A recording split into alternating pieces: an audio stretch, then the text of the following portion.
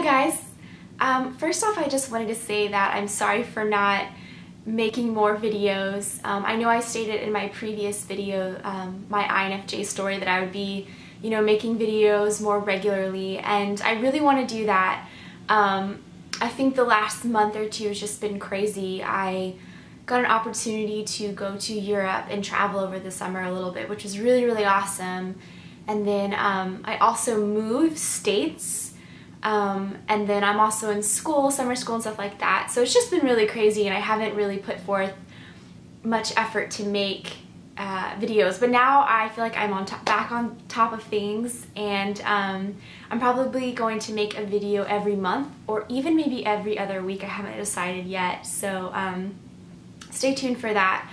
But anyways, today I wanted to talk about INFJs and stress and anxiety. I had a few people comment below in my last video regarding stress and anxiety and even depression and how to really deal with that, and I think it's something that our type struggles with a lot. I know that I had read in, on Facebook, on the INFJ Facebook page, that so many people listing, struggling with stress and anxiety, and it seemed to be like a prominent thing for a lot of INFJs. And so it made me start to think about my life and areas where I have struggled with stress and anxiety. That's what I'm going to talk about today. It's a little bit more of a heavier topic, but I thought it could help some people. And even if you're not an INFJ, I think this video will have some tips that could be beneficial to any person.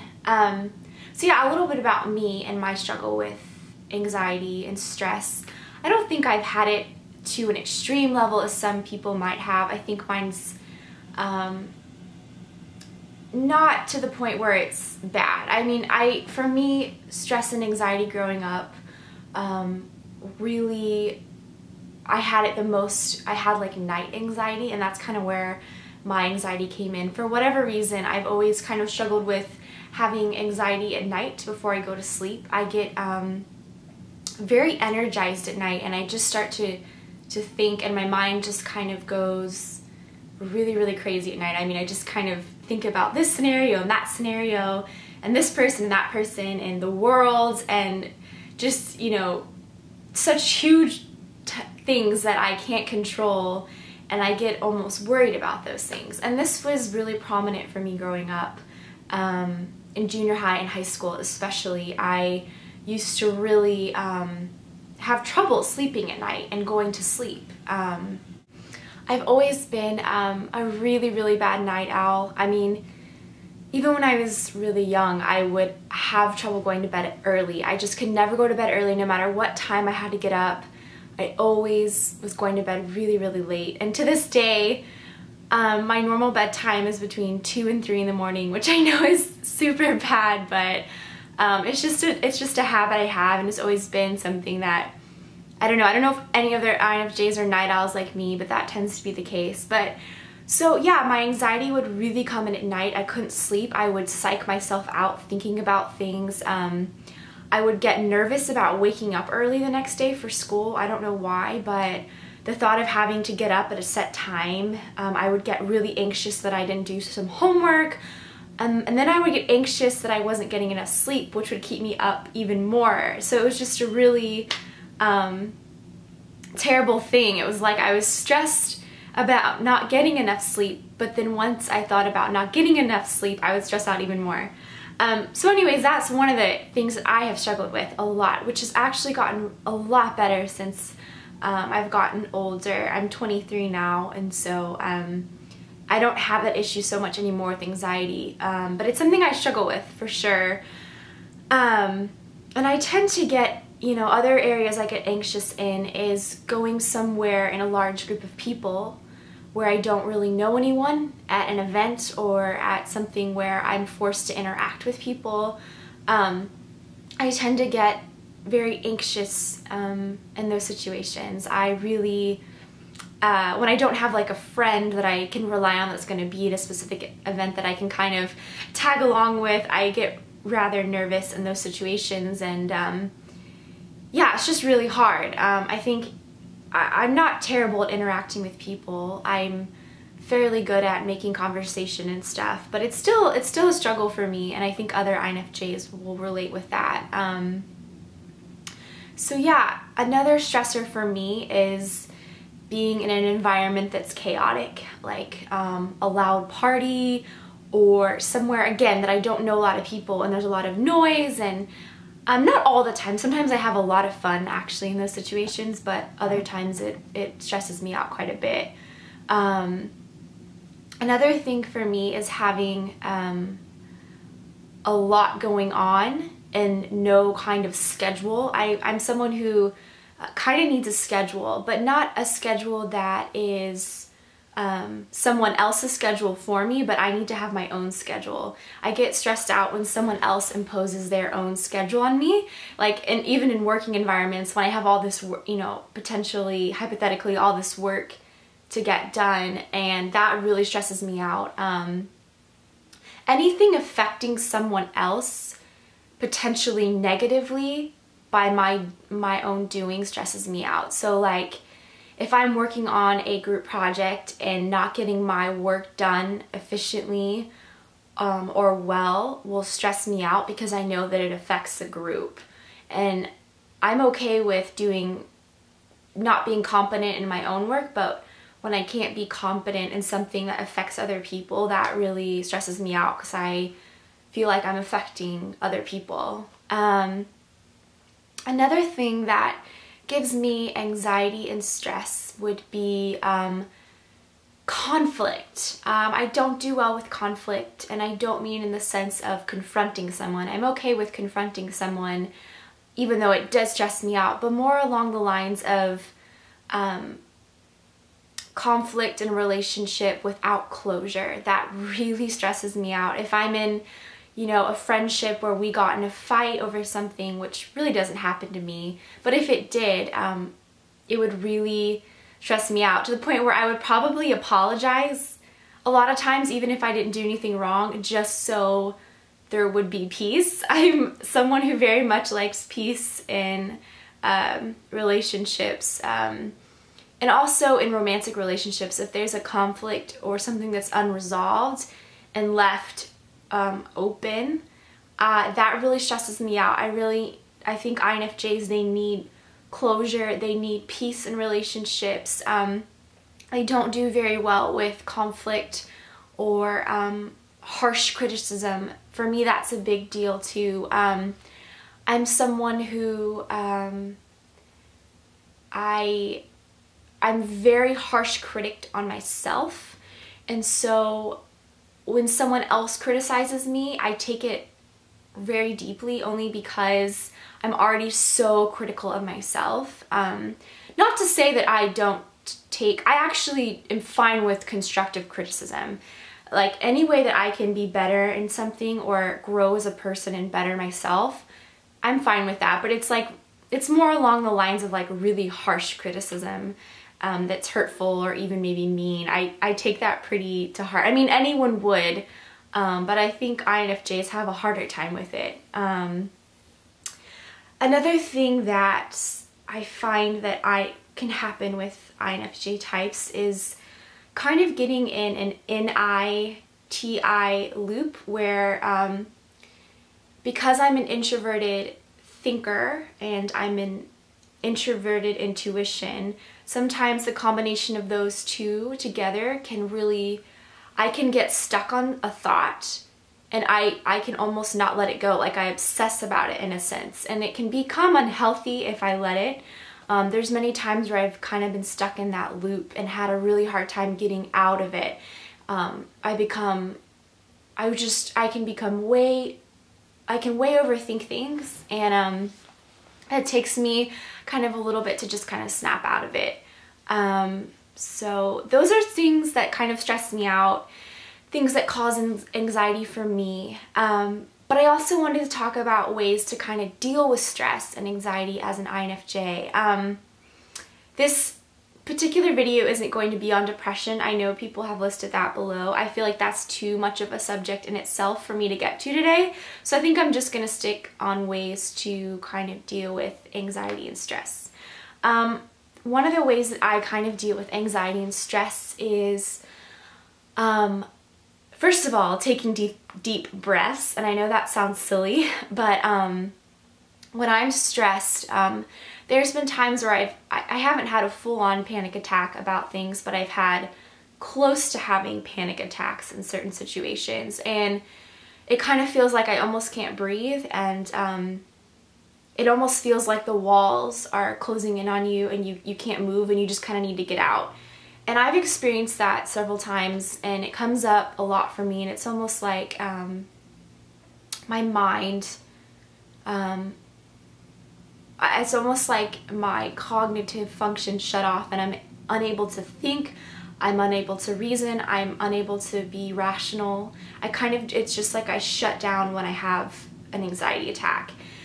So ways to deal with that is to really just focus on your breathing, just taking deep breaths and saying to yourself, I'm okay, I'm safe, it's gonna be okay. And a lot of times for me, I have to say, you know, Melody, you're way overthinking this. And I just kind of tell myself, this scenario you're creating in your head actually isn't real. You're creating these scenarios out of worry and out of stress. And just kind of having those thoughts in the back of my mind is really, really helpful for me. Another thing that I do to kind of help with stress is listening to relaxing music. I am really passionate about music. I actually have a music blog. I don't know if anyone would be interested in it, but I will put it down in the link below if you want to check it out. But so yeah, music really helps me relax, just kind of listening to artists that are rather mellow, rather kind of chill and relaxing is really helpful for me. I used to take, I still do, I take baths a lot, which you might think that's kind of gross, but I don't take baths to cleanse myself, it's more to relax. So a lot of times I'll take a bath and then shower afterwards if I'm wanting to take a shower, get clean. Yeah, I'll just take a bath, I'll put on music, you know, just kind of focus my mind on something that's not stressful. That usually tends to calm me down a lot. Another thing that I do to kind of deal and cope with stress is going on walks. I am someone, I like to take walks. I take walks probably every other day for like an hour.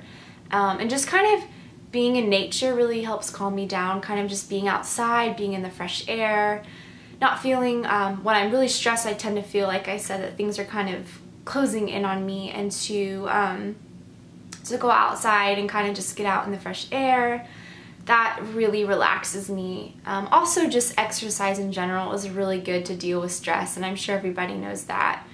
And I think going outside and kind of looking at nature kind of activates your SE as your SE function as an INFJ. Things that I enjoy that are SE related kind of help me get out of my other functions like my NI and my TI, or even if my FE is an overcharged for other people, kind of engaging that SE a little bit helps calm me down.